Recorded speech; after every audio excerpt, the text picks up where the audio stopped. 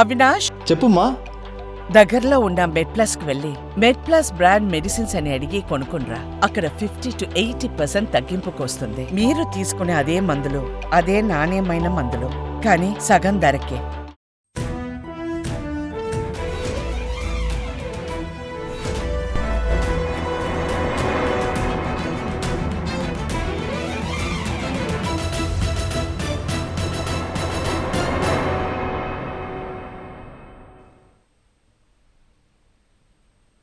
నమస్తే, welcome to mid day debate. నేను Ravi. Bulldozer జస్టిస్పై సర్వోన్నత న్యాయస్థానం సంచలన తీర్పును వెలువరించింది. నిందితుల ఇళ్లను కూల్చడం చట్టవిరుద్ధమని, ఇళ్లను కూల్చడం అంటే నివసించే హక్కును కాలరాయటమేనంటూ సుప్రీంకోర్టు అభిప్రాయపడింది. పలు కేసుల్లో ఉన్న నిందితుల ఇళ్లను బుల్డోజర్లతో కూల్చడం తగదని, నిష్పక్షపాతంగా విచారణ పూర్తి కాకుండానే నిందితుడిని దోషిగా పరిగణించలేమంటూ పేర్కొంది. దోషిగా నిర్ధారించిన చట్ట ప్రకారమే శిక్ష ఉంటుందని స్పష్టం చేసింది. కేవలం క్రిమినల్ కేసులో నిందితుడు అనే కారణంతో ఎవరైనా ఇంటిని కూల్చలేమని కోర్టు పేర్కొంది. కాగా యోగి ప్రభుత్వం రాజకీయ ప్రత్యర్థులపై బుల్డోజర్లను ప్రయోగిస్తుందనే విమర్శలు ఉన్నాయి. ఒక మతానికి చెందిన వారిని యోగి సర్కార్ టార్గెట్ చేస్తుందనే విమర్శలు ఉన్నాయి. ఈ నేపథ్యంలో సుప్రీంకోర్టు ఇచ్చిన తీర్పు చర్చనీయాంశంగా మారింది. క్రిమినల్ కేసులో నిందితులను కూల్చి యోగి ప్రభుత్వం ఏం చెప్పదలుచుకుంది? ప్రతిపక్షాలు విమర్శిస్తున్నట్లు యూపీ సర్కారు ఒక మతాన్ని టార్గెట్ చేయడం కోసమే బుల్డోజర్ను ప్రయోగిస్తుందా? బుల్డోజర్ న్యాయాన్ని చట్టాలు ఆమోదిస్తాయా? ఇదే అంశాన్ని గురించి ఇవాల్టి మిడ్ డే డిబేట్లో చర్చిద్దాం.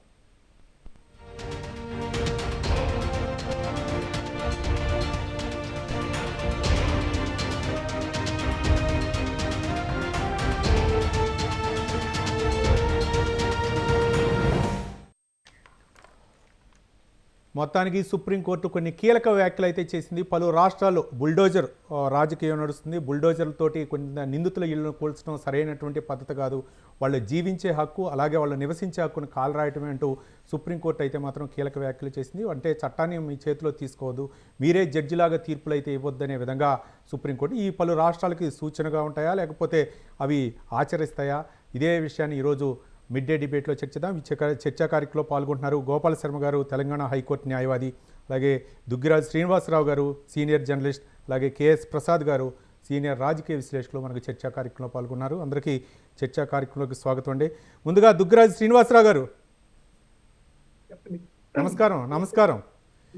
ఈరోజు సుప్రీంకోర్టు కొన్ని కీలకమైనటువంటి వ్యాఖ్యలు చేసింది. పలు రాష్ట్రాలు, ముఖ్యంగా ఉత్తరప్రదేశ్ నుంచి స్టార్ట్ అయింది ఈ యొక్క బుల్డోజర్ ఏదైతే కూల్చివేతలు ఉన్నాయో వీటన్నిటి కూడా. ముందుగా నిందితుల ఇళ్లను వాళ్ళు సరైనటువంటి దారిలోకి తీసుకురావాలా, లేకపోతే ఏదనేది ఒక పక్క, మరో పక్క కొన్ని సామాజిక వర్గాలను టార్గెట్ చేస్తూ ఈ యొక్క కూల్చివేతలు అయితే ఉన్నాయి అని చెప్పడం. మరికొన్ని అంశాలు ఏంటంటే, కొంతమంది ఎవరైతే ఉగ్రవాదులు అవ్వచ్చు, తీవ్రవాదులు అవ్వచ్చు, లేకపోతే రకరకాలైనటువంటి రేపిస్టులు అవ్వచ్చు, వాళ్ళని అడ్డుకట్ట వేయాలంటే, అంటే ప్రభుత్వం అంటే భయం ఉండాలా అనే విధంగా అడ్డుకట్ట వేయాలంటే వాళ్ళ ఇళ్లను కూల్చివేయటం, వాళ్ళ ఆస్తులను ధ్వంసం చేయటమే ప్రధానాంశంగా ఉత్తరప్రదేశ్ ప్రభుత్వం తీసుకున్నటువంటి చర్యలు అవ్వచ్చు. ఇవి మిగిలిన రాష్ట్రాల వరకు కూడా పాకింది. ఈ అంశాన్ని పై సుప్రీంకోర్టు అయితే కొన్ని కీలకమైనటువంటి వ్యాఖ్యలు చేసింది. ఇట్లా కూల్చడం అంటే వాళ్ళ ప్రాథమిక హక్కు భంగం కలిగించడమేనంటూ సుప్రీంకోర్టు వ్యాఖ్యలు. ఈ వ్యాఖ్యలు ఏ విధంగా చూడొచ్చు అంటారు? అందరికీ నమస్కారం అండి. నమస్కారం. అయితే సుప్రీంకోర్టు వ్యాఖ్యలు ఒక్క ఉత్తరప్రదేశ్ దృష్టిలో పెట్టుకొని చేసిందా, లేక మొత్తం మీద దేశవ్యాప్తంగా జరుగుతున్నటువంటి ఈ కూల్చివేతల మీద చేసిందా అనేటువంటిది ఒక్కసారి రేపు బయటకు వస్తే కానీ, తీర్పు పాఠం బయటకు వస్తే కానీ తెలియదు. లేదా కేవలం ఇది ఒక కామెంటేనా అంటే తీర్పులో మాత్రం భాగం కాకుండా, తీర్పులో కనిపించవు కొన్ని కామెంట్స్. జడ్జీలు బెంచ్ మీద కూర్చున్నప్పుడు ఏవో చేసేస్తుంటారు కామెంట్స్, కొన్ని బయటికి రాదు. అలాంటి కామెంటా అనేటువంటిది రేపటికి కానీ తెలియదండి. ఇక రెండోది, అసలు ఈ కూల్చివేతలు అనేటువంటివి, బుల్డోజర్తో కూల్చివేత అనేటువంటిది యూపీలో కనుక తప్పైతే అన్ని ప్రదేశాల్లో తప్పే అవ్వాలండి. సో ఇంతకు ముందు పలు రకాలుగా పలు చోట్ల జరిగాయి, ఇప్పుడు జరుగుతున్నాయి. ఇప్పుడు తెలంగాణలో జరుగుతున్న హైడ్రా కూల్చివేతలకి దీనికి పెద్ద తేడా లేదు. అక్కడ కారణం నేరస్తులు అని చెప్తున్నారు, ఇక్కడేమో ఆక్రమణదారులు అని చెప్తున్నారు. తేడా ఏం లేదు, కూల్చివేతే. సో ఈ కూల్చివేతలను ఎలా చూడబోతున్నారు, ఏ దృష్టిలో చూడబోతున్నారు? రెండోది, మీరు చెప్పినటువంటి దాంట్లో మతపరమైనటువంటిది అనేది అంగీకరించేటువంటి విషయం కాదండి సుప్రీంకోర్టు చేసినప్పటికీ కూడా.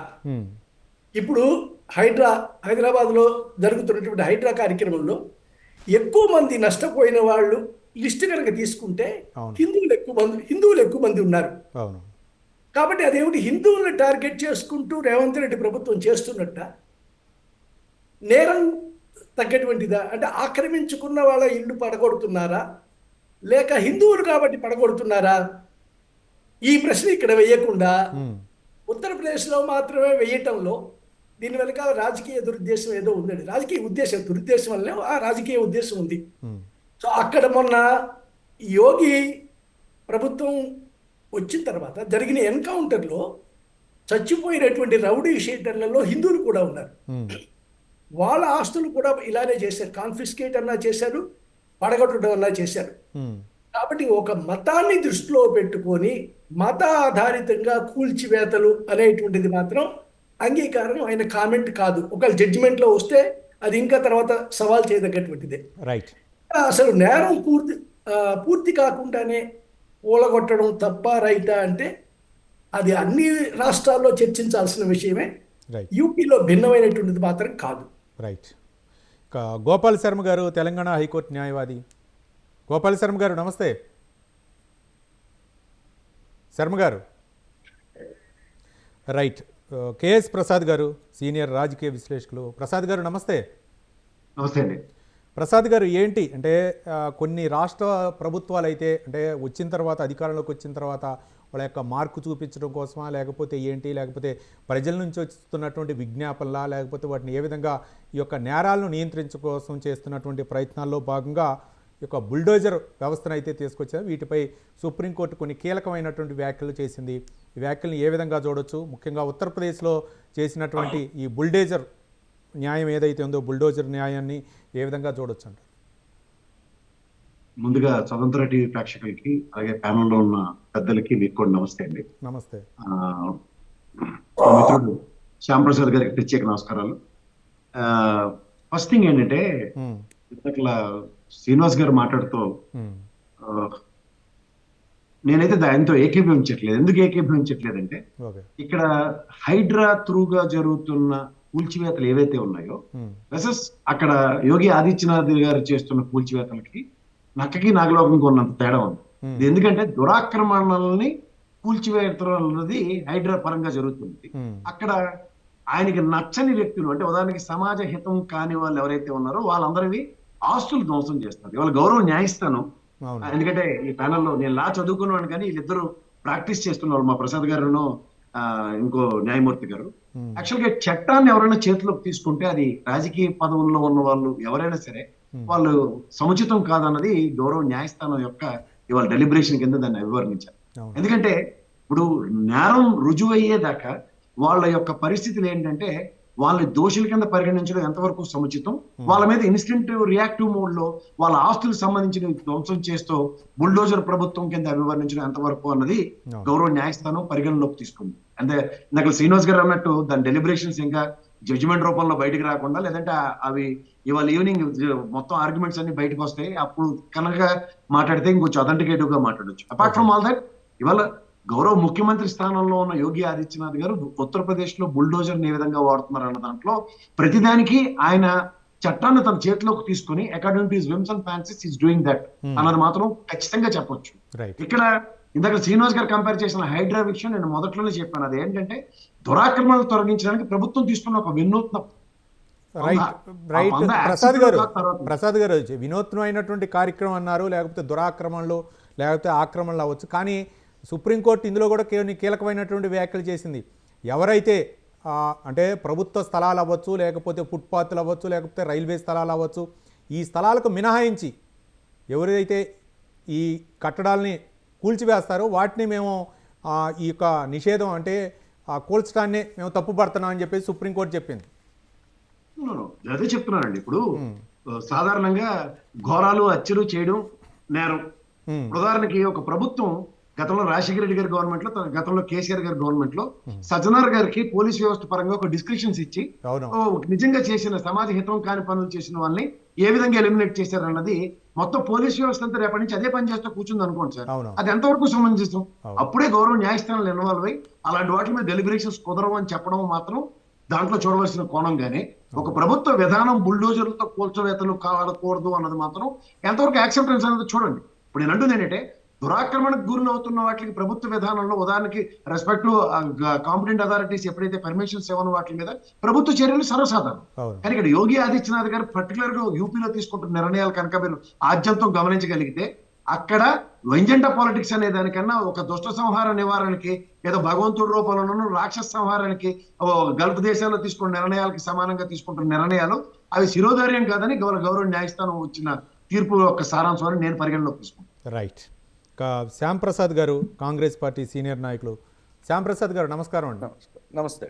ఏంటి అంటే కొన్ని రాష్ట్రాలు అయితే మాత్రం ఈ బుల్డోజర్ చర్యలు అయితే మాత్రం తీసుకుంటున్నాయి. దీన్ని ఉత్తరప్రదేశ్ తీసుకుంటున్నాయి కదా. చాలామంది రాజకీయ నాయకులు కూడా ఉత్తరప్రదేశ్లో ఏ విధంగా తీసుకుంటున్నారో అదే విధంగా ఇక్కడ కూడా తీసుకోవాల్సి వస్తుందనే విధంగా కూడా ఈ మధ్య కామెంట్లు వచ్చాయి.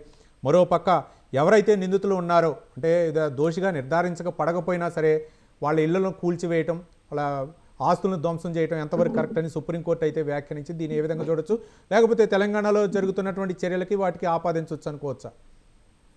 ఒక పాయింట్ అండి, మెయిన్ గా సుప్రీం కోర్టులు కానీ హైకోర్టులు కానీ చాలా వ్యాఖ్యలు చేస్తుంటారు ప్రాసెస్ లో. లాస్ట్ లో జడ్జిమెంట్ లో ఏమొచ్చింది అనేది ఇంపార్టెంట్, బట్ వ్యాఖ్య చేయటం కూడా ఇంపార్టెంటే సమాజానికి. మన లాంటి వాళ్ళు చర్చ పెట్టడం చాలా వరకు ఇప్పుడు సమాజం ఎట్లా అయిపోయిందంటే, న్యాయంగా అనిపించే కామెంట్లు చేసి అన్యాయం అనిపించే జడ్జిమెంట్లు వస్తుంటాయి. అవి చూస్తున్నాం చాలా. కామెంట్ల వరకుతో సంతృప్తి పడండి అని చెప్తున్నారు మనకి. సరే, అది ఇచ్చిపెట్టండి. ఈ పాయింట్కి వద్దాం. ఈ బుల్డోజర్ వ్యవహారానికి వస్తే, ఈ రాష్ట్రంలో జరిగిందా, ఇంకో రాష్ట్రంలో జరిగిందా, బీజేపీ ముఖ్యమంత్రి, కాంగ్రెస్ ముఖ్యమంత్రి, ఇవన్నీ కాదండి. అసలు మనం చట్టబద్ధమైన పాలనలో బతుకుదాం అనుకుంటున్నావా? ఒక సమాజంగా ఒక న్యాయ వ్యవస్థ, ఒక శాసన వ్యవస్థ, ఒక అధికారుల వ్యవస్థ, వీటి ద్వారా రాజ్యాంగం ద్వారా నిర్మితమైన ఒక సమాజంగా బతుకుదామా?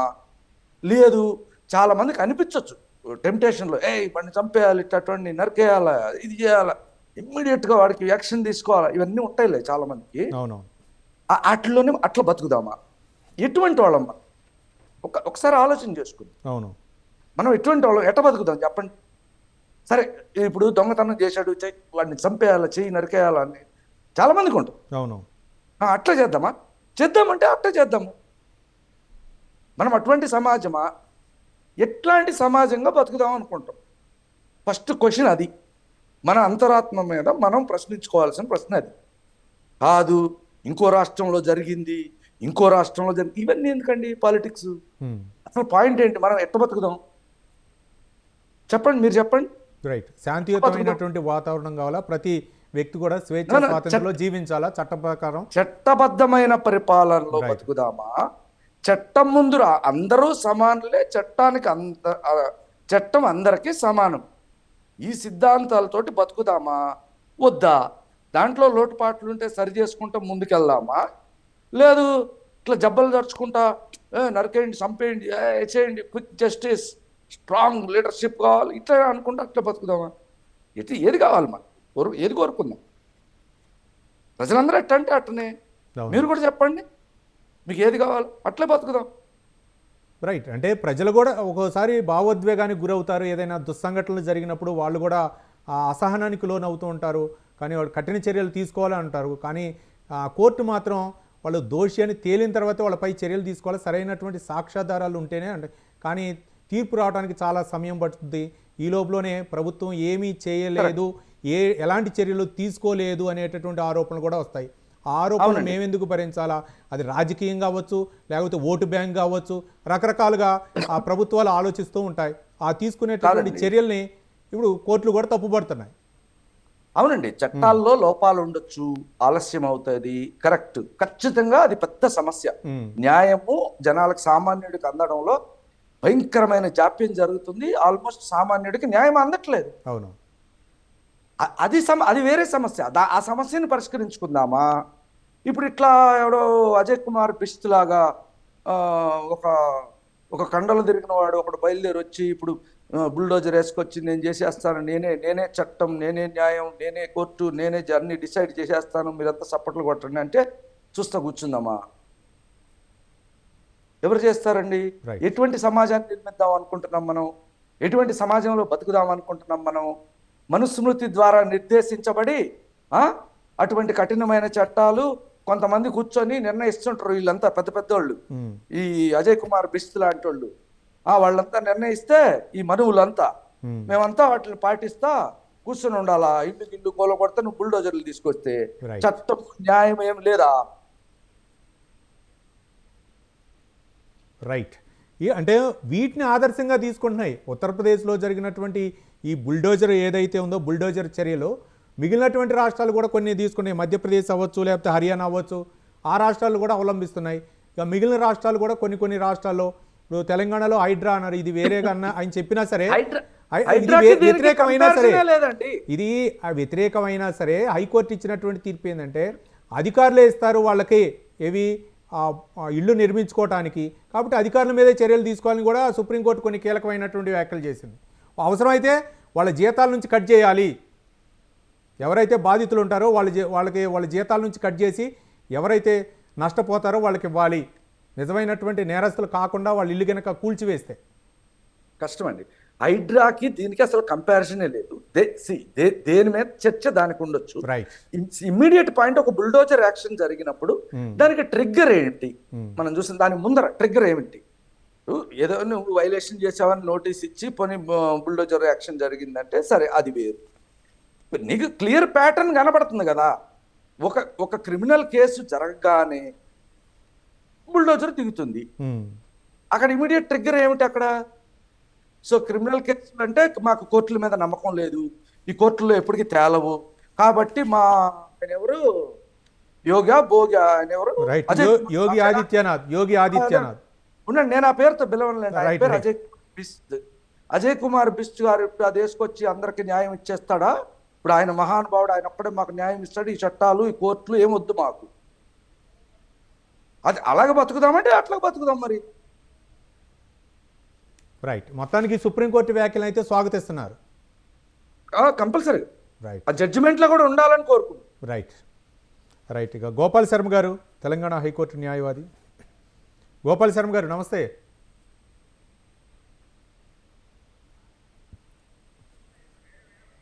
రైట్.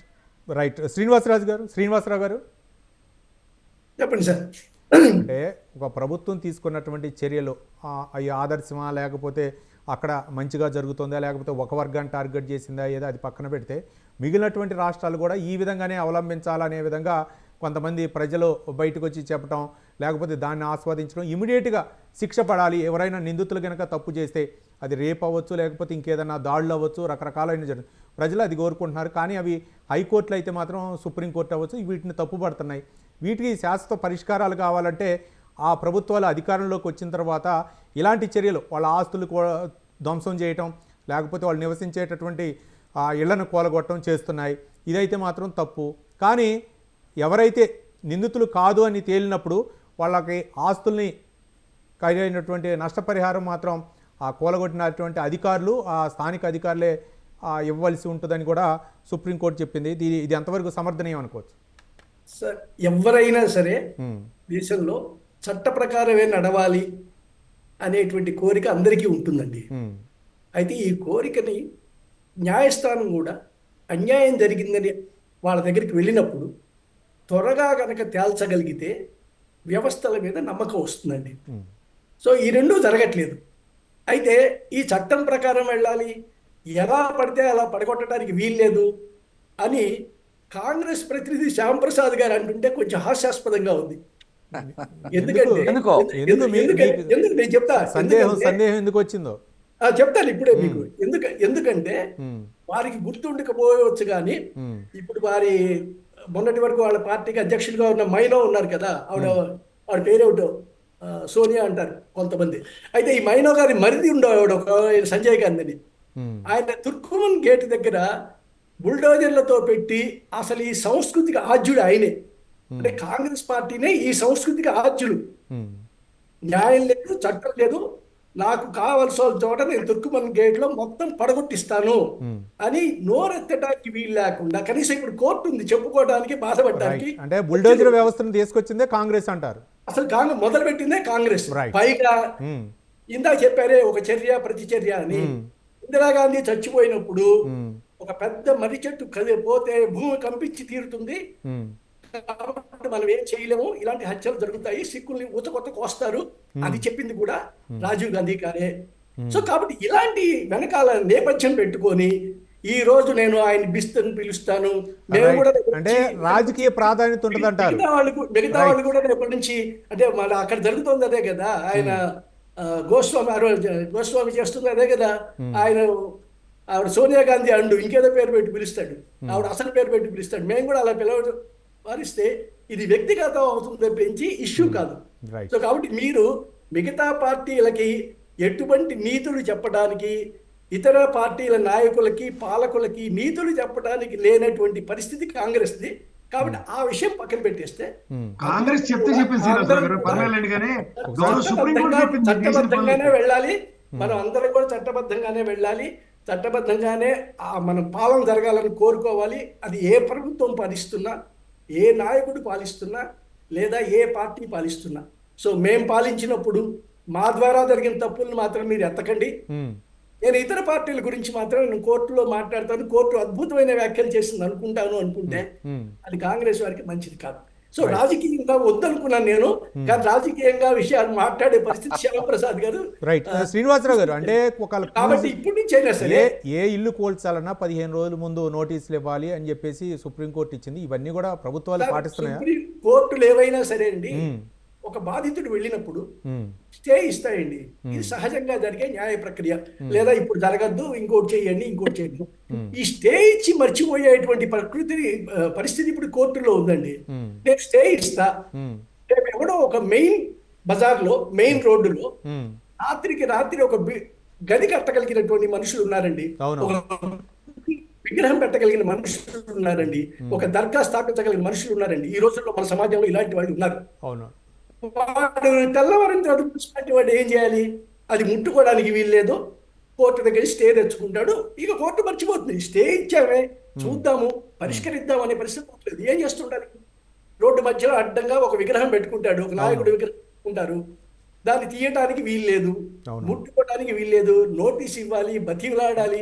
ఏదన్నా జరిగితే మా మనోభావాలు దెబ్బతింటూనే ఉంటాయండి. కొన్ని పార్టీల వాళ్ళకి, కొన్ని వర్గాలకి చాలా సులభంగా దెబ్బతింటూ ఉంటాయి మనోభావాలు అనేటువంటి. కాబట్టి ఇది కాదండి, కోర్టులు కనుక జాగ్రత్తగా వ్యవహరిస్తే, న్యాయమూర్తులు బాధ్యతాయుతంగా కనుక వ్యవహరిస్తే ఈ సమస్య వచ్చేది కాదండి. సో ఆ విషయంలో న్యాయస్థానాన్ని, న్యాయ వ్యవస్థల్ని కూడా మనం తప్పు పట్టాలి. రైట్, శ్యాంప్రసాద్ గారు ఏదో అడుగుతారు. శ్యాంప్రసాద్, వెరీ క్విక్లీ, శ్రీనివాసరావు గారు, ఓకే మీరు రాజకీయ విమర్శ చేసినా పర్వాలేదు, ఇబ్బంది ఏం లేదు, మేము రాజకీయ పార్టీ కాబట్టి అవి తీసుకుంటాం. కానీ తప్పే ఎవరు చేసినా, ఇప్పుడు మీరు ఆరోపించినట్టు సంజయ్ గాంధీ గారు చేసిన ఏకపక్షమైన నిర్ణయాలు చేయటం డెమోక్రసీలో మంచిది కాదు. కాబట్టే దానికి పొలిటికల్ గా మూల్యం చెల్లించుకుంది కాంగ్రెస్ పార్టీ. తప్పని ఒప్పుకుంటుంది. అందుకని ఇప్పుడు శ్రీనివాసరావు గారు లాంటి వాళ్ళు ముసుగులో బీజేపీ తరఫు నుంచి వచ్చి మాకు నీతులు చెబుతూ, మీరు చిన్నప్పుడు 3వ తరగతిలో బలపం దొంగలు ఇచ్చావు కాబట్టి నువ్వు జీవితాంతం నువ్వు మాట్లాడొద్దు, నేనేం మాట్లాడతాను నువ్వే అంటే మేము అన్ని అడగాల్సి వస్తుంది. అసలు ఈ దేశ నిర్మాణంలో, ఈ దేశ స్వాతంత్రంలో ఏమాత్రం పాత్ర లేని, ఏమాత్రం ఏమి లేని అబద్ధ ప్రచారంతో బతుకుతున్నటువంటి, హత్యలు చేసినటువంటి అటువంటి బ్యాక్గ్రౌండ్ నుంచి వచ్చిన పార్టీలు ఇవాళ దేశాన్ని వెళ్తుంటే వాటిని వెనకేసుకొస్తే వాళ్ళు మరి మీకు మాట్లాడటానికి హక్కు ఉందా అండి? రైట్, ఎవరికి హక్కు లేదు. రైట్ శ్యాంప్రసాద్ గారు, ఒక్క నిమిషం. ఇక గోపాల్ శర్మ గారు, తెలంగాణ హైకోర్టు న్యాయవాది, చాలాసేపు నుంచి వెయిట్ చేస్తున్నారు. శర్మ గారు నమస్తే. నమస్తే అండి, అందరికీ నమస్తే, ప్యానెల్లో ఉన్న వాళ్ళందరికీ నమస్తే. ఈరోజు సుప్రీంకోర్టు కొన్ని కీలకమైనటువంటి వ్యాఖ్యలు చేసింది. వివిధ కేసుల్లో నిందితులు ఎవరైతే ఉన్నారో వాళ్ళ యొక్క ఆస్తులను ధ్వంసం చేయటం, వాళ్ళ ఇల్లు ధ్వంసం చేయటం, వాళ్ళ స్థిరాస్తులను ధ్వంసం చేయటం, ఇది సరైనటువంటి పద్ధతి కాదు. చట్టాన్ని మీ చేతిలో తీసుకుంటున్నారా, మీరే జడ్జిలాగా వ్యవహరిస్తున్నారని చెప్పేసి అక్కడ ఎవరైతే కూల్స్తున్నారో ఆ అధికారుల్ని కొంచెం మందలించినట్లుగానే వ్యాఖ్యలు చేసింది. ఇది సరైనటువంటి పద్ధతి కాదు. ఏదైనా ఇల్లు కూల్చాలి అంటే 15 రోజుల ముందుగా వాళ్ళకి నోటీసులు ఇవ్వాలి. ఏదైనా కనుక నిందితుడు కానప్పుడు ఆ ఇల్లు కూల్చివేస్తే మాత్రం ఆ అధికారి నుంచి డబ్బులు వసూలు చేయాల్సి ఉంటుందని చెప్పేసి చేసింది. దీని ఎంతవరకు ఈ వ్యాఖ్యల్ని మీరు సమర్థిస్తారు? ఈ వ్యాఖ్యల్ని ఏ విధంగా చూడొచ్చు అంటారు? శర్మ గారు. ఇది సుప్రీంకోర్టు ఈ రోజు స్పెషల్ గా వ్యాఖ్యలు చేయాల్సిన అవసరం లేదండి. మన దేశంలో, మన చట్టాలలో, మన రాజ్యాంగంలోనే ప్రభుత్వాలకి కొన్ని చట్టాలకు లోబడి పనిచేయాల్సి ఉంటుంది. అది రాజ్యాంగంలోనే రాసుకున్నాం. ఇక్కడ ఈ రోజు స్పెషల్ గా సుప్రీంకోర్టు 15 రోజులు నోటీస్ ఇవ్వాలని సహజ న్యాయ సూత్రాలే చెప్తున్నాయి మన రాజ్యాంగంలో. అవును. ఎవరైనా ఏదైనా తప్పు చేస్తే ఆ తప్పు చేసిన వాళ్ళకి నోటీస్ ఇవ్వండి అని చాలా స్పష్టంగా ఈ రోజు ఏదో సుప్రీంకోర్టు చెప్పటం అవసరం లేదు. అక్కడ మన చట్టాల్లోనే ఉన్నాయి అవన్నీ. ఇక్కడ ఈ రోజు ఏంటంటే అక్కడ అతీక్ అహ్మద్ అని, తర్వాత ముఖ్తార్ అన్సారీ, చాలా నొటోరియస్ రౌడీ గ్యాంగ్ వాళ్ళంతా 20 ఏళ్లుగా విధ్వంసం సృష్టించి కొన్ని వందల మందిని మర్డర్ చేసి వాళ్ళన్న అట్లాంటివి చేసినారు. కాబట్టి వాళ్ళ మీద చర్యలు తీసుకున్నట్టుగా నేనేదో పేపర్లో చదివాను. దాని మీద ఛాలెంజ్ చేస్తే ఎవరో సుప్రీంకోర్టుకు వెళ్ళారు. దాంట్లో వచ్చిన జడ్జిమెంట్ తీర్పు ఇది. మొత్తం తీర్పు ఇంకా బయటకు వస్తే గానీ, టోటల్ టెక్స్ట్ చదివితే గానీ క్లియర్ గా తెలియదు. బట్ ఏది ఏమైనా ఏ ప్రభుత్వానికి కూడా హక్కు ఉండదండి నోటీస్ ఇవ్వకుండా. అది హైడ్రా కానివ్వండి, రౌడీ షీటర్స్ కానివ్వండి, ఇంకెవరైనా కానివ్వండి. అమాంతంగా వెళ్ళి ఇల్లు కూలగొట్టడం అనేది కరెక్ట్ కాదు. మన చట్టాల్లో ఎక్కడ రాసి లేదు కూడా. అయితే ఇక్కడ మనం గతంలో ఒకసారి చూస్తే హ్యాబిచువల్ అఫెండర్స్ యాక్ట్ ఒకటి ఉంది, మనకు మహారాష్ట్రలో ఇంప్లిమెంట్ చేస్తారు. ఏదైతే ఈ దావూద్ ఇబ్రహీం గ్యాంగ్ వాళ్ళు అనేక సంవత్సరాలుగా 30-40 ఏళ్లుగా మొత్తం కంట్రోల్ చేసుకొని వాళ్ళ మీద కొన్ని కేసులు చర్యలు చేపట్టి వాళ్ళ ఆస్తులు అటాచ్మెంట్ చేయటం కూడా మనకు తెలుసు. మహారాష్ట్రలో, బాంబేలో వాళ్ళు ఆస్తులు అటాచ్మెంటే కాదు, ఆ ఆస్తులు కూలగొట్టారు కూడా కాంగ్రెస్ ప్రభుత్వంలోనే, గతంలో ప్రభుత్వాలే. సో ఇక్కడ ఏంటంటే వాళ్ళు ముస్లింసా, వీళ్ళు హిందూసా, ఇది హైడ్రానా, ఇవన్నీ చూడటం కాదండి. సహజ న్యాయ సూత్రాలకు అనుగుణంగా ప్రభుత్వాలు పనిచేస్తున్నాయా లేవా, అదొకటే చూడాలి. ఈ రోజు స్పెషల్ గా సుప్రీంకోర్టు చెప్పాల్సిన అవసరం లేదు. ఎవరు చేసినా, ఇప్పుడు మన తెలంగాణలోనే గతంలో రూల్ ఆఫ్ లా లేకుండా పరిపాలించారు. తండ్రి, కొడుకు, మేనల్లుడు వీళ్ళంతా. అసలు రూల్ ఆఫ్ లా ఉందా? ఎవరైనా అడిగారా? 10 ఏళ్లలో ఎవరైనా డిబేట్ పెట్టారా? ఈ కేసీఆర్, కేటీఆర్ వాళ్ళు చేసిన అరాచకాల మీద ఎవరైనా పెట్టారా డిబేట్? ఎవరు పెట్టలేదు. భయపడ్డారు అందరూ. పేపర్లు భయపడ్డాయి, టీవీలు భయపడ్డాయి. మేమే మాట్లాడాము అడ్వకేట్లుగా. నేను అనేక కేసులు కూడా వేశాను నేను, ఇదే వీళ్ళ అన్యాయాల మీద, అక్రమాల మీద. మీకు సింపుల్ ఎగ్జాంపుల్ చెప్తా. కొండపాక విలేజ్ ఉందండి, కేసీఆర్ ఫామ్ హౌస్ కి 20 కిలోమీటర్ల దూరంలో. వితౌట్ నోటీసు 220 ఇళ్లు కూలగొట్టారు. ఆ కూలగొడుతూ క్రమంలో 2 గుళ్ళ దాకా పోయినాయి.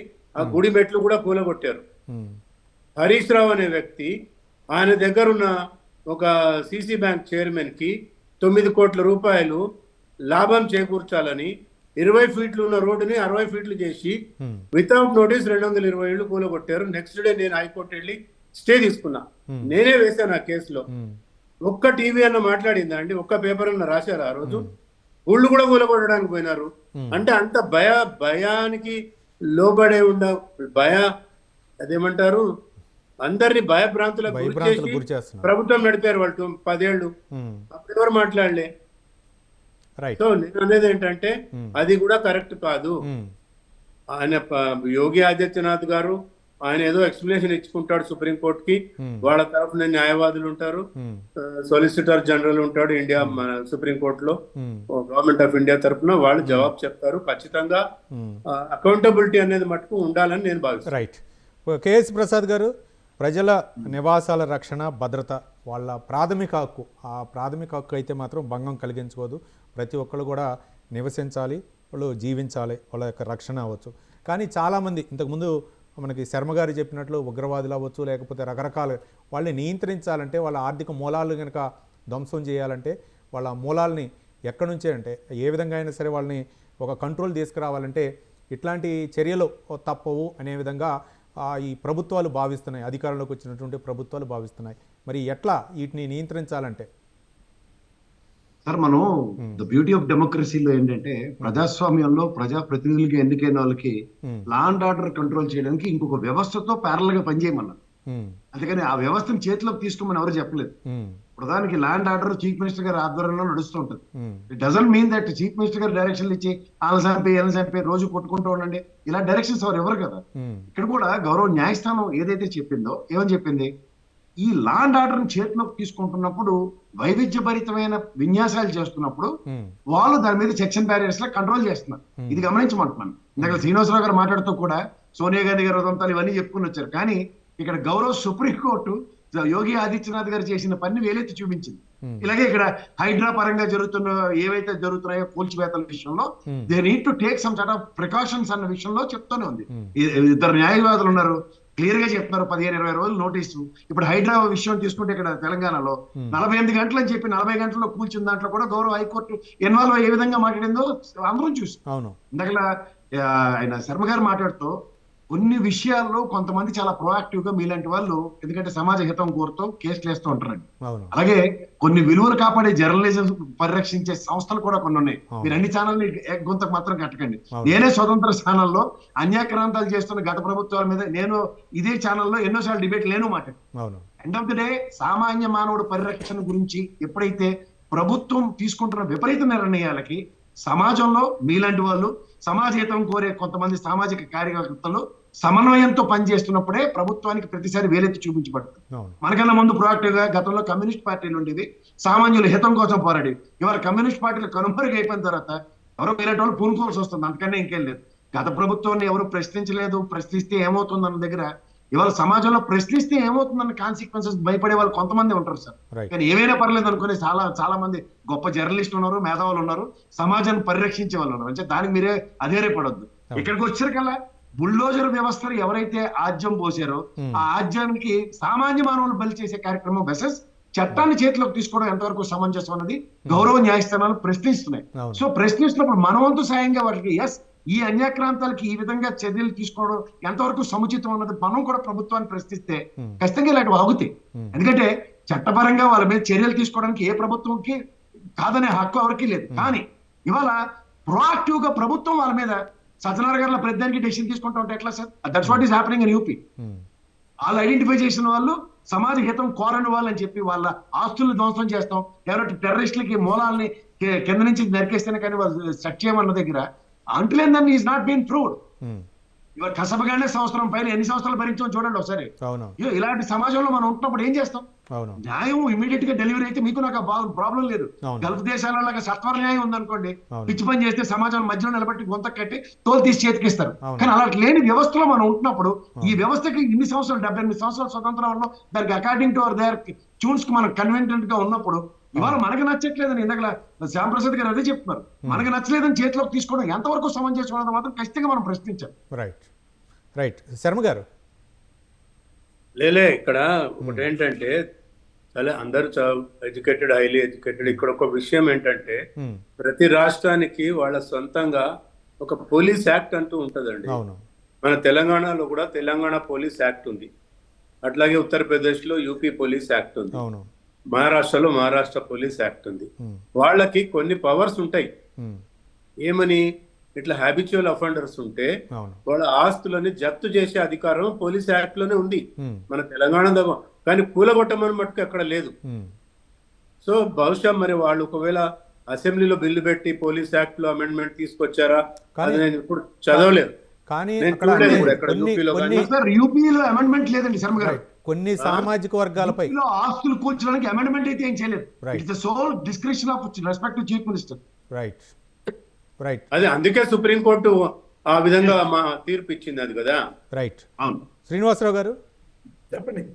కొన్ని ప్రభుత్వాలు వాళ్ళ ఓటు బ్యాంక్ రాజకీయాలు అవ్వచ్చు, లేకపోతే తమ ప్రభుత్వాలపై అంటే ఎవరైతే అంటే ఇండైరెక్ట్గా ఆర్ఎస్ఎస్ భావజాలంతో ఉన్నటువంటి కొంతమంది నాయకులు ఈ విధంగా గిట్టని కొన్ని సామాజిక వర్గాలపై వాళ్ళ ఇల్లు కూల్చివేయటం, వాళ్ళ ఆస్తులను ధ్వంసం చేయటం, ఇట్లాంటి చర్యలకి ఉపక్రమిస్తున్నారు. కొన్ని బీజేపీ పాలిత రాష్ట్రాల్లో ఎక్కువగా జరుగుతున్నాయి అనేటటువంటి వాదన కూడా. దీనిపై ఎలా స్పందిస్తారు? ఏ రాష్ట్రంలో అయినా ఉమ్, ఈ లా చట్టబద్ధమైన పాలన జరగనప్పుడు ఎవరైనా ప్రశ్నించాల్సిందేనండి. ఉమ్, అది బీజేపీనా కాంగ్రెస్ మరొకరా అనేటువంటిది. ఉమ్, అయితే ఒక ఆర్గనైజ్డ్ క్రైమ్ని ఉమ్, ఒక క్రమ పద్ధతిలో రాజకీయ పార్టీల మద్దతుతో కలిసినటువంటి ఆర్గనైజ్డ్ క్రైమ్ గ్యాంగ్స్ ఫామ్ అయినప్పుడు ఉమ్, వీళ్ళని ఎలా ట్యాకిల్ చేయాలి? ఏ ప్రభుత్వం అయినా ఇప్పుడున్న చట్టాలతో సరిపోతుందా, ఉమ్, లేక ఇంకేమైనా చట్టాలు కావాలా అనేటువంటిది చట్టం చేసుకొని కొత్త చట్టం, ఈ చట్టం సరిపోవట్లేదు, ఉమ్, మనం ఇప్పుడు చేస్తున్నటువంటి చట్టం సరిపోవట్లేదు, ఇప్పుడున్న చట్టాలు సరిపోవట్లేదు అనుకొని ఉమ్. కావాలంటే మనం కొత్త చట్టం చేసుకొని ఎన్ని దాని చట్టాలండి, రకరకాల చట్టాలు ఇంకా చట్టం చేయలేదు సార్, చట్టాన్ని చేతిలోకి తీసుకున్నారు. ఫాస్ట్ ట్రాక్ మనం- కోర్టులు మనం వస్తున్నాయి, అయినా కోర్టులో సరే చేయమని. రైట్. శ్రీనివాసరావు గారు ఇక్కడ చట్టం చేయలేదు, చట్టాన్ని చేతిలోకి తీసుకున్నారు. అది మన గమనించండి. మన కోర్టును చేయమని, నీకు కావాలంటే కొత్త చట్టం చెయ్యి. ఉమ్, అంతేగాని ఇప్పుడు బుల్డోజర్ అనేటువంటి కాన్సెప్ట్ తప్పించి ఉమ్, కాన్ఫిస్కేట్ చేస్తే తప్పు లేదు అని శర్మ గారు చెప్తున్నారు. చట్ట ప్రకారం ఏదైనా చట్టాన్ని ధిక్కరించి చేసినవి కానీ ఏమైనా ఉమ్, కాన్ఫిస్కేట్ చేయవచ్చు అని. ఉమ్, సో కాన్ఫిస్కేషన్ కి పడగొట్టడానికి తేడా ఉంది. అంటే అక్కడ ఆస్తి నష్టం, ఇక్కడ ఆస్తి తాత్కాలికంగా ప్రభుత్వ అధీనంలోకి వెళ్తుంది. ఉమ్, పాత క్రిమినల్ ప్రొసీజర్ కోడ్ లో ఉందండి, అదే. సెక్షన్ 89 కాబట్టి- కాన్ఫిస్కేట్ చేయొచ్చు. హ్యాబిచువల్ అఫెండర్స్ ది వాళ్ళ ఆస్తులని జప్తు చేయొచ్చు. అది కబ్జాలో వాళ్ళు ప్రభుత్వం కానీ స్వాధీనపరచుకొని. శర్మ గారు అది నిజమని తేలితేనే, నిందితులని నిజంగా తేలితేనే వాళ్ళ ఎస్ ఎస్ ఆస్తి. ఎస్ నేను అదే చెప్తున్నా. Right. Correct, I agree. Right. Srinivasarao గారు.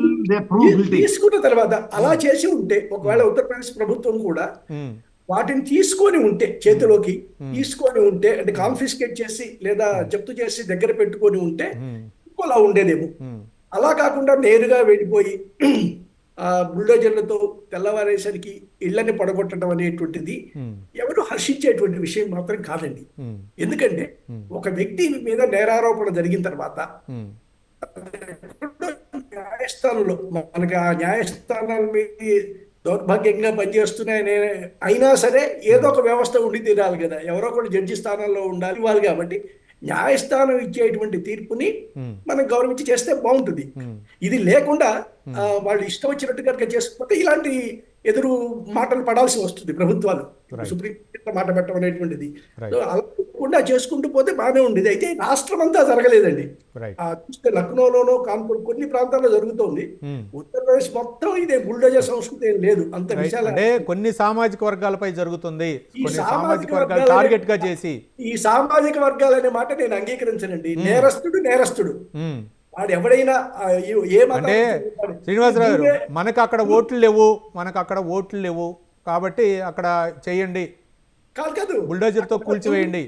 మీరు దూబే అనే అతన్ని ఒక రౌడీని ఎన్కౌంటర్ చేశాడు ఈ సేమ్ గవర్నమెంట్ లో. దూబే అనే అతను ఎన్కౌంటర్.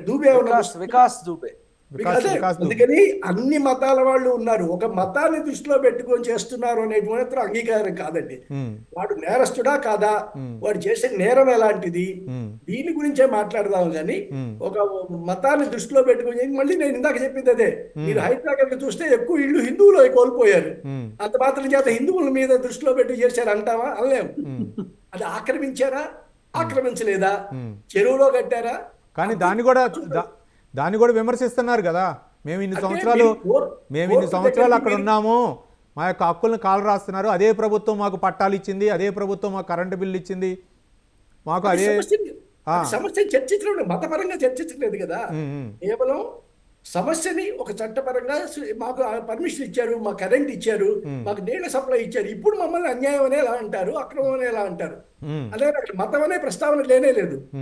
యూపీలో మాత్రమే మతం అనే ప్రస్తావన చేస్తున్నారు.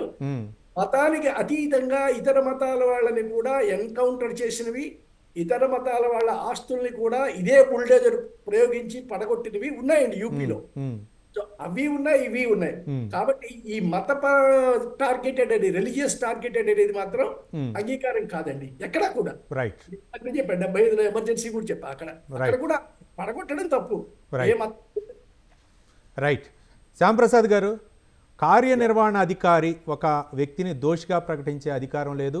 అధికారి న్యాయమూర్తిగా నిందితుల యొక్క ఆస్తుల్ని ధ్వంసం చేయలేరు అనే విధంగా సుప్రీంకోర్టు వ్యాఖ్యానించింది. కానీ కొంతమంది అధికారులు, ఏదున్నా సరే ప్రభుత్వం అధికారులకే ఆదేశాలు ఇస్తుంది, ఆ అధికారే కూల్చివేస్తూ ఉంటారు. మళ్ళీ ఇంకో వేరే ప్రభుత్వం వస్తుంది, కానీ మధ్యలో అధికారే కదా నష్టపోయేది. నష్టపోవట్లేదు కదా ప్రస్తుతానికి, అధికారిని ఎవడు అకౌంటబుల్ చేయట్లేదు కదా. ఇప్పుడు సుప్రీంకోర్టు అదే చేసింది. ఓకే సార్, ఫస్ట్ బేసిక్ ఒక్క 30 సెకండ్స్ ఎక్కువ తీసుకుంటాను. మీరు ఆలోచన చేయండి, మనము లేజీ సిటిజన్స్ గా తయారయ్యాం, బద్ధకస్తులైన పౌరులు తయారైనప్పుడు ఏమైందంటే ప్రజాస్వామ్యంలో 5 ఏళ్లకు ఒకసారి ఓటేసి ఇంటికాడ కూర్చుందాం అనుకుంటారు ఈ బద్ధకస్తులైన పౌరులు. ఇందులో మనం పార్టిసిపేట్ చేయాలా, ప్రభుత్వాలను క్వశ్చన్ చేయాలి, వ్యవస్థల పనితీరుని మనం సమీక్ష చేసుకోవాలి పౌరుడిగా అనేది చేయకుండా. శ్యాంప్రసాద్ గారు, ఓటు ప్రాథమిక హక్కు అంటారు, ఓటు వేయాలా, ప్రతి ఒక్కరు ఇంట్లో కాదు కూర్చునేది అంటారు, ఓటేస్తారు, బాధ్యత. వినండి రైట్. తర్వాత ఏదో జరిగితే మళ్ళీ ఓటర్లు ప్రశ్నించాలంటే ఎట్లా? కాదు 5 ఏళ్లకు ఒకసారి ఓటేసి ఇంటికాడ కూర్చొని సరిపోదు. ఇది పార్టిసిపేటివ్ డెమోక్రసీ, మన భాగస్వామ్యం, మనం నడుపుతున్న మన సమాజం ఇది. ఆ బద్ధకంగా ఉండే పౌరులు ఉన్నప్పుడు ఏమైందంటే ఈ బద్ధకస్తులైన పౌరులు అబ్బా ఈ ప్రజాస్వామ్యం పెద్ద తలకాయ నొప్పి, ఆ దీంట్లో ఏం పని కావట్లేదు, ఎందుకంటే ఆ లోపాలను వీడు ప్రశ్నించలేడు, సరి చేయడానికి వీడి పాత్ర లేదు. వీడేం చేస్తాడు, అబ్బా ప్రజల్ని కన్నబిడ్డల వల్లే చూసుకునే ఒక రాజు ఉంటాడు, వీడికి ఎప్పుడో చిన్నప్పుడు చదువుకున్న కథలో అట్టోడు ఒకడు ఉంటే బాగుండు, ఇదంతా వేస్ట్ అయ్యా, అసలు ఈ ప్రజాస్వామ్యంలో పని జరగట్లేదు. ఈ కహానీలు ప్రభుత్వాలకి వ్యవస్థకి వ్యతిరేకంగా ప్రజల్లోకి బాగా పంపించారండి. ఒక సినికల్ నెగటివ్ మైండ్ సెట్ తయారయ్యి ఏమైందంటే ప్రతివాడు ఒక స్ట్రాంగ్ డిక్టేటోరియల్ రెజీమ్ ని కోరుకుంటున్నారు. ఆ కోరుకునే వాళ్ళు ఎక్కువయ్యే కొద్దీ అది సమాజానికి ప్రమాదం. ఎందుకంటే ప్రభుత్వాలు వాళ్ళ ప్రకారమే పనిచేస్తే ఇది ఇప్పుడు తెలీదు, మెల్లిమెల్లిగా మన వ్యవస్థ నాశనం అయిపోతుంది. ఏంటి వెళ్దాం, పోనీ రాజుల కాలంకి వెళ్దామా, ఎవడన్నా 5 ఏళ్లకు ఒకసారి ఓటేసి ఒకడిని ఎవడన్నా రాజుని పెట్టుకుందాం, వాడే న్యాయము పొద్దున్న సభ పెట్టి దర్బార్లో మన ఇద్దరం వెళ్ళి ఆడ కూర్చుంటే మన ఇద్దరి మధ్య తీర్పు చెప్తాడు, న్యాయం చెప్తాడు, ఏదో ప్రజలను కన్నబెట్ట.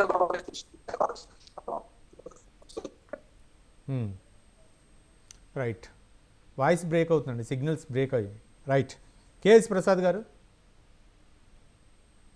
మనం ఈ ప్రజాస్వామ్యంలో ఏంటంటే ఇందాక ప్రసాద్ గారు, శ్యాంప్రసాద్ గారు చెప్తున్నట్టు మనం రాజరిక వ్యవస్థగా రాజరిక పోకళ్ళకి పోక్కర్లేదు సార్.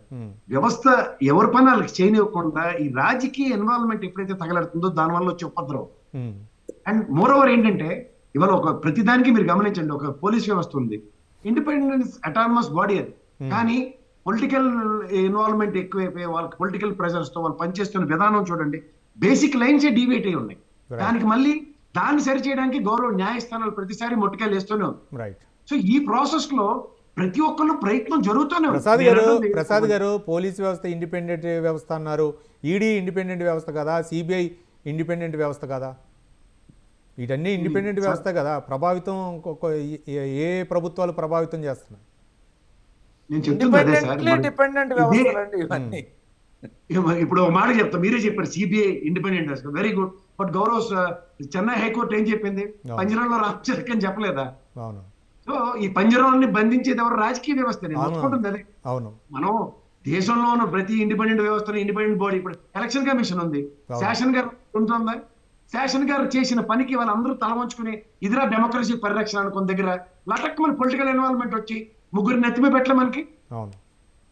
సో ఇక్కడ ఏం జరుగుతుందంటే వ్యవస్థని, ఒక రాజకీయ వ్యవస్థ ప్రతిదాన్ని వాళ్ళకి అనుగుణంగా మలుచుకునే ప్రాసెస్ కి మనం ఒక ద్వారాలు తెలిసి కూర్చుని ఉన్నాం. ఎక్స్పెక్టేషన్స్ అన్నవి ఎవరికి లేవు. వాళ్ళ సమాజంలో 5 సంవత్సరాలకు ఒకసారి ఓటేసే రోజు తప్ప సామాన్య మానవుని పరిరక్షించి ఇంకో దినం లేదు, దినం పెట్టుకోవడం తప్ప. ఎందుకంటే వీడికి ఇంక వాయిస్ ఎక్కడ ఇచ్చారు? ఇప్పుడు ఉదాహరణకి ఇందాక శ్యాంప్రసాద్ గారు చెప్పారు, బయటకు వచ్చి మనం నిజంగా అడుగుతాం ప్రాథమిక హక్కులకు భంగం కలుగుతున్నాయని, వెంటనే ఎత్తి లోపల వేస్తున్నారు. ఎవరు వేస్తున్నారు? ఇదే పోలీస్ వ్యవస్థ వేస్తుంది. మళ్ళీ దానికి నా పొలిటికల్ ఇన్ఫ్లుయెన్స్ లో ఉపయోగించుకుని నేను బయటకు రావాలి తప్ప, లేదంటే రోజు కోర్టులంపడి తిరిగి శర్మ గారిని పెట్టుకోవాలి, సార్ మాకు బెయిల్ ఇప్పిస్తారు సార్, నాకు ఇవ్వండి అని. నేను అంటుంది ఏంటంటే మనకి తెలియకుండానే ఒక ప్రేరేపితమైన వ్యవస్థలో చిక్కుపడిపోయి ఉన్నాం. నిజంగా మనకి రాజ్యాంగం ప్రసాదించిన ప్రతి హక్కు అందరికీ తెలుసు, కానీ ఏం చేయలేని నిస్సహాయ స్థితిలో ఉన్నప్పుడు దీనికి కారణం ఎవరంటే, ఎందుకంటే వ్యవస్థని ఈ విధంగా మలిచింది మనమే. ఇలా ముందు బ్రహ్మాండంగా ఉన్న వ్యవస్థని ఇలా ఎందుకు తగలబెట్టారా అంటే మళ్ళీ వేలు చూపించింది మనమే. ఎవరైనా పొలిటికల్ లీడర్ని పట్టుకోండి, ఓటుకి డబ్బులు ఇస్తున్నాం కాబట్టి మా ఇష్టం వచ్చినట్టు మేము ఉంటున్నాం అంటాడు, దీనికి పంచాయతీరాలు మోసుకుని ఉంటున్నాడు. ఓటుకి డబ్బులు తీసుకునేవాడు ఎంతమంది సార్? మైన్యూట్ పర్సెంటేజ్ అవును. బిలో పవర్టీలో ఉన్నాడు. శ్రీనివాసరావు గారు, నేను, మా శర్మ గారు, శ్యాంప్రసాద్ గారు, అలాంటి వేయడం కూడా మాకు తెలియదు. కానీ మేము అందరం బాధితులు. అవును. ఎవడో సమ్ పర్సెంటేజ్ ఆఫ్ పీపుల్ కి డబ్బులు ఇచ్చి ఈ ఎలక్షన్ వ్యవస్థని, ఎలక్షన్ ని భ్రష్టు పట్టిస్తున్న పాపానికి మేము నలుగురు చదువుకుని మాకు అన్ని తెలిసినా సరే ఏమీ చేతకాని వల్ల బతకాల్సి వస్తుంది. అవును. శ్యాంప్రసాద్ గారు మళ్ళీ పిలిపిస్తారు బయటికి రండి అని, వస్తాం. మళ్ళీ మా శర్మ గారే బయలు ఇవ్వాలి మాకు. చేత ఈ కబంధ హస్తాల్లో చిక్కుకున్న ఈ వ్యవస్థకి ఇప్పుడు శ్రీనివాసరావు గారు ఉన్నారు, ఓ పక్క సమర్థిస్తూనే ఉన్నారు, ఓ పక్క లోటుపాట్లు చెప్తున్నారు. అన్ని చెప్తూ కూడా ఏం చేయాలో మాత్రం ఎవరు చెప్పలేము. ఎండ్ ఆఫ్ ది డే ఇవాళ ఈ ప్రభుత్వ నిర్ణయం, గౌరవ సుప్రీంకోర్టు యోగి ఆదిత్యనాథ్ గారి గవర్నమెంట్ లో చట్టం చేసి ఉంటే ఎవరు బాధపడం, చట్టాన్ని చేతిలోకి తీసుకున్నారు, అందుకని మాట్లాడవలసి వస్తుంది. దీన్ని మాట్లాడేది ఎవరు, నేను మీరు కాదు. మనం మాట్లాడితే ఢిల్లీలో ఎత్తి లాప్ చేశారు చూడండి, అలా ఎత్తి లాప్ చేస్తాం. అదే అమ్మ పెట్టి 4 పెడితేనే గారి గౌరవం సవారే కదని ఖచ్చితంగా గౌరవ సుప్రీంకోర్టు మాట్లాడిన దానికి ఇందాక చూసారా smartness of these 2 smart lawyers. ఇంకా అది జడ్జిమెంట్ సాయంత్రం దాకా రాదు. మా శ్రీనివాసరావు గారు కూడా అదే డిఫెన్స్ మెకానిజం యూజ్ చేశారు. అది ప్రాపర్ గా అలైన్మెంట్, అది ఓన్లీ స్టేట్మెంట్సా లేదంటే అది ఆర్డర్ కాపీలో ఉందో లేదో చూసుకుని అప్పుడు మాట్లాడతారు. నాలాంటి వాళ్ళు మీలాంటి వాళ్ళు మీరు డిబేట్ పెట్టేశారు, ఆవేశపడి నేను మాట్లాడేస్తున్నా. పొద్దున వచ్చిన కాన్సిక్వెన్సెస్ కి నాకు శర్మ గారు, మీకేమో శ్యాంప్రసాద్ గారు. ప్రసాద్ గారు మీరు మాట్లాడినా నేను మాట్లాడినా కోర్టు ఇచ్చినటువంటి ఆదేశాలను పాటించాలనే చెప్తున్నాం.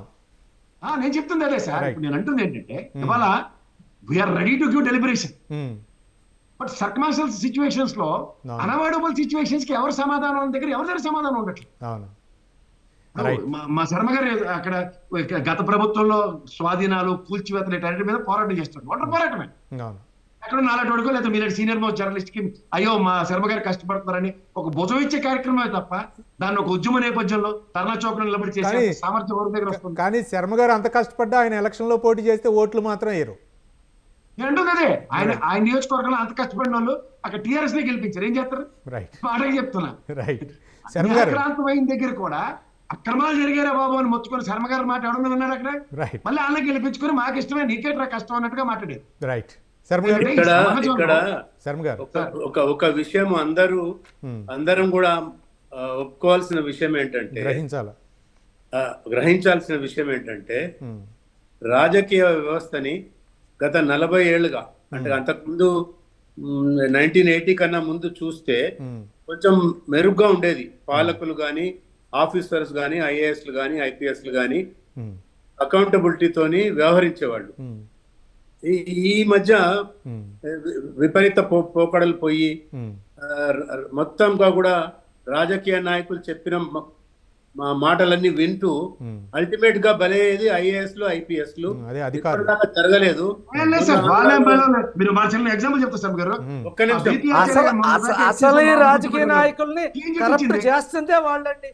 రాజకీయ నాయకులు కూడా కరప్ట్ చేస్తుందే వాళ్ళు. శర్మ గారు చెప్పిన తర్వాత మాట్లాడతారు. అది బహుశా మీ పర్సెప్షన్ అయి ఉండొచ్చు. మా ఎక్స్పీరియన్స్ లో ఏంటంటే మొన్న రీసెంట్ గా ఆమె ఎవరో బాంబే మా ఫిలిం యాక్టర్ వస్తే 3 ఐపీఎస్ ఆఫీసర్లు ఆంధ్రాలో ప్రవర్తన చేస్తే చంద్రబాబు గారు అక్కడ సస్పెన్షన్ కి ఏదో రికమెండ్ చేశాడని చూసాం డిఓపిటికి. అట్లనే ఇక్కడ కూడా ఈ ఫార్ములా కార్ రేస్ లో అరవింద్ కుమార్ అనే ఐఏఎస్ ఆఫీసర్ ఓపెన్ గా చెప్తున్నాడు, కేటీఆర్ చెప్తేనే నేను 55 కోట్లు రిలీజ్ చేశానని. దీని మీద ఏముంది అండి, ఏం చర్యలు తీసుకున్నారు? ఇక్కడ రేవంత్ రెడ్డి గారు తీసుకోవట్లేదు, అక్కడ ఆయన ఏదో సస్పెండ్ చేస్తున్నామని అన్నారు. అంటే నేను అనేది ఏంటంటే రాజకీయ నాయకుల స్వార్థం వల్ల, మరీ ముఖ్యంగా పాలకుల స్వార్థం వల్ల, వాళ్ళ విపరీత పోకడల వల్ల ఏమైనా అధికారంలోకి రాగానే డబ్బు సంపాదించాలి. కానీ శ్యాంప్రసాద్ గారు అంటారు పౌరులు ప్రశ్నించాలి, అది ఏ ప్రభుత్వం అయినా సరే, ఏ రాజకీయ నాయకులైనా సరే సమస్యలపై పోరాడాలా, ఇంట్లో కూర్చోవటం కాదు ఓటేసి అని చెప్తున్నారు. మేము ఎన్నో పోరాటాలు చేశాం. నా మీద కూడా క్రిమినల్ కేసులు పెట్టింది ఈ ప్రభుత్వం, గత ప్రభుత్వం, కేసీఆర్ ప్రభుత్వం. నేను 2 రోజులు జైలు కూడా పోయొచ్చిన. వాళ్ళు ఇప్పుడు ప్రశ్నిస్తే కేసులు వినండి, ప్రశ్నిస్తే కేసులు పెడతారని భయపడే రకం కాదండి మేము. అనే ఈ ప్రభుత్వమైనా తప్పులు ఇప్పుడు మీకు 7th డిసెంబర్ 2023కి రేవంత్ రెడ్డి గారు ఇక్కడ పరిపాలన చేపట్టారు. 14th డిసెంబర్ కి నేను లోకాయుక్తలో 23 అంశాల మీద గత ప్రభుత్వం మీద కంప్లైంట్ ఇచ్చాను. ఇప్పుడు ఎంత అండి, 11 నెలలు అయిపోయింది, 10.5 నెలలు అయిపోయింది. లోకాయుక్త నుంచి జవాబే రాలేదు. చీఫ్ సెక్రటరీ గారికి ఇచ్చాను, సిబిఐకి ఇచ్చాను, ప్రశ్నిస్తూనే ఉన్నాం కదా. మాలాంటి వాళ్ళు వదిలిపెట్టట్లేదు మేము. పోరాటాలు అంటే వీధుల్లోకి వచ్చి మా ఏజ్ లో కానీ మాకున్న ప్రొఫెషన్ లో మేము వీధుల్లోకి పోయి పోరాటం చేయకపోయిండొచ్చు కాక, కానీ లీగల్ గా మటుకు ఖచ్చితంగా నిలదీస్తున్నాం అందరినీ. ఈ ప్రభుత్వం తప్పు చేస్తే వీళ్ళని కూడా నిలదీస్తాము, ఎవరినైనా వదిలిపెట్టేది లేదు. అది మేము మా ప్రవృత్తి, అది న్యాయవాద వృత్తిలో ఖచ్చితంగా ప్రశ్నిస్తూనే ఉంటాం. రైట్ ప్రసాద్ గారు, శ్యామ్ ప్రసాద్ గారు. యా, వెరీ క్విక్లీ ఏంటంటే శర్మ గారు లాంటి వాళ్ళు, లేకపోతే నాలాంటి వాళ్ళ కేఎస్ ప్రసాద్ గారు, మన శ్రీనివాసరావు, మనం చేస్తాం, ప్రశ్నిస్తుంటాం. నేను ఓన్లీ థింగ్ అడుగుతుంది ప్రజల నుంచి ఏంటంటే, మన వెనక ఒక మోరల్ ఫోర్స్ క్రియేట్ అవ్వాలి. ఏం చేయక్కర్లేదు, ప్రతి ఒక్కళ్ళు వీధుల్లోకి రాక్కర్లేదు. మన మైండ్ అప్లై చేసి ఒక పౌరుడిగా జరుగుతున్న దాన్ని, అదిగో పలానా శర్మ గారు మంచి పని చేస్తున్నాడే, ఆ పాపం ఆయన్ని లోపల వేశారు అనుకో, కనీసం నువ్వు అనుకో, నువ్వు బయటకు వచ్చి ధర్నా చేయొద్దు, నువ్వు అనుకో, నువ్వు పట్టనట్టు నువ్వు జబర్దస్త్ చూసుకుంటే ఇంట్లో కూర్చోబాకు, కనీసం అనుకో. There is a moral force. మీరు అందరూ అనుకుంటే ఆ పబ్లిక్ ఒపీనియన్ సిస్టమ్ ని మారుస్తుంది. ఇద్దరు ముగ్గురు చేసే పోరాటం వల్ల సిస్టమ్ మారదు. ఆ పోరాటం మీద మిగతా పబ్లిక్ అంతా ఏమనుకుంటున్నారు అనే దాన్ని బట్టి సిస్టమ్ మారుతుంది. అది నేను ప్రజల నుంచి కోరుకునేది. That is what is called participative democracy. నువ్వేం చేయక్కర్లా, ఇదిగో పలానా చోట అవినీతి జరిగిందా లేదా చూడు, ఒక ఇండిపెండెంట్ ఒపీనియన్ నువ్వు ఏర్పరచుకో. అరే ఆడ అవినీతి చేశాడు రా, ఎమ్మెల్యే డబ్బులు తిన్నాడు రా అనుకో, నీకు తెలిసిన వాడికి చెప్పు, నీ ఫేస్బుక్ లో రాసుకో. నువ్వేం చేయొద్దు, ఎవరితో యుద్ధాలు చేయొద్దు. చేస్తాం కానీ 5 సంవత్సరాలు అని ఏం చేయలేమే. కానీ నీ అభిప్రాయాలన్నీ ఏర్పరచుకోండి. రైట్ ప్రసాద్ గారు, కేఎస్ ప్రసాద్ గారు. ఆయన అంటున్న దానికి శ్యాంప్రసాద్ గారితో ఏకీభవిస్తూనే ఆయనకి ఒక విషయం చెప్పాలి. ఏమవుతుందంటే కాంట్రడిక్షన్ ఎక్కువ అవుతుంది సార్. ఉదాహరణకి శర్మ గారే ఈ ఛానల్లో కూర్చుని తప్పు అని చెప్పేసరి కల్లా ప్యారల్ గా నాలాటోడు ఇంకో ఛానల్లో కూర్చుని, లేదంటే శర్మ గారు చేసిన తప్పు, యాక్చువల్ గా ఈ ప్రజాప్రతినిధి ఎంత బ్రహ్మాండమైన కార్యక్రమం తెరలేపితే ఈయన అడ్డుపోలు వేస్తున్నాడని ఇంకో ఛానల్లో డిబేట్ నడుస్తుంది. ఆయన తగ్గట్టు ప్యారల్ గా యూట్యూబ్ ఛానల్లో 100 మంది ప్రొవోకేషన్ గా ముందుకెళ్తున్నారు. సో ఇలా డిస్ట్రక్టివ్ కానీ ప్రసాద్ గారు ఏదైనా ఘటన జరిగినప్పుడు, ఒక రాష్ట్ర ప్రభుత్వం తీసుకున్నప్పుడు, ఏదైనా ఉత్తరప్రదేశ్ తీసుకోవచ్చు, లేకపోతే ఒక మధ్యప్రదేశ్ తీసుకోవచ్చు, దాన్ని మిగిలిన రాష్ట్రాల్లో కూడా ప్రస్తావిస్తున్నారు కదా, ఆ రాష్ట్ర ప్రభుత్వం తీసుకుంది అలాంటి చర్యలు తీసుకోవాలని. నిన్నగా మీరు వినే ఉంటారు, ఆంధ్రప్రదేశ్ ఉప ముఖ్యమంత్రి కొన్ని కీలకమైనటువంటి వ్యాఖ్యలు చేశారు. అంటే ఉత్తరప్రదేశ్ యోగి ఆదిత్యనాథ్లాగా చర్యలు తీసుకోవాలని వ్యాఖ్యలు చేశారు. అవి వినే ఉంటారు మీరు. ఆయన ఉప ముఖ్యమంత్రి, గౌరవిస్తాం, ఎన్నికల్లో గెలిచాడు, కానీ ఆయన గొప్ప పొలిటికల్ థింకర్ ఏం కాదు. ఆయన ఈ వ్యవస్థలు నడవడానికి చెప్పేంతటి మెచ్యూరిటీ ఆయనకు ఉందని నేనైతే అనుకోవట్లేదు. ఆయన ఏం చెప్తున్నారండి, ఏంటి నువ్వు రాజ్యాంగబద్ధ పదవిలో ఉండి ఏం మాట్లాడుతున్నారు? తప్పండి అది. అట్లా ఎంకరేజ్ చేయబాకండి అట్లాంటి వాటిని. రైట్ ప్రసాద్ గారు, కేఎస్ ప్రసాద్ గారు. ఇప్పుడు నేను అంటుంది మీరు గమనించారు లేదో, ఉదాహరణకి బుల్డోజర్ సిస్టమ్ అని ప్రవేశపెట్టిన యోగి ఆదిత్యనాథ్ గారి కింద అనుకుందాం, లేదంటే మా శ్రీనివాస్ గారు అన్నట్టు ఏదో సోనియా గాంధీ గారి ప్రేరణతో సంజయ్ గాంధీ గారు అనుకుందాం ఎగ్జాంపుల్. ఇప్పుడు రీసెంట్ పాస్ట్ లో ఇక్కడ తెలంగాణలో కాంగ్రెస్ ప్రభుత్వం చేస్తుంది, ఎన్డీఏలో కూటమిలో ఉన్న పవన్ కళ్యాణ్ గారి నోట్లోంచి కూడా ఆ మాటలు వస్తున్నాయి.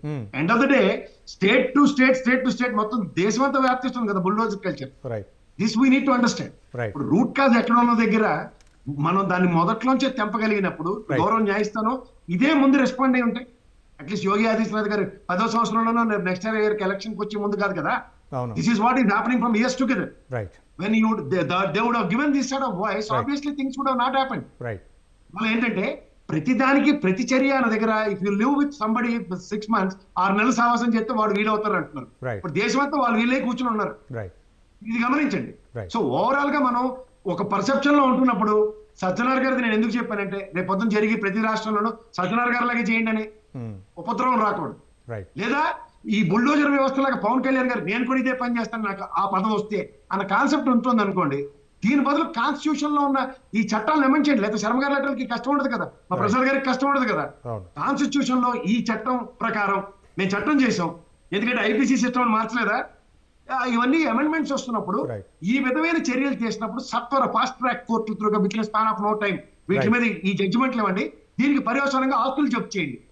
లేదా ఇది ప్రభుత్వ కార్యకలాపాలకు కనుక ప్రజలకు కానీ నివాసయోగ్యంగా లేనప్పుడు కూల్చేయండి.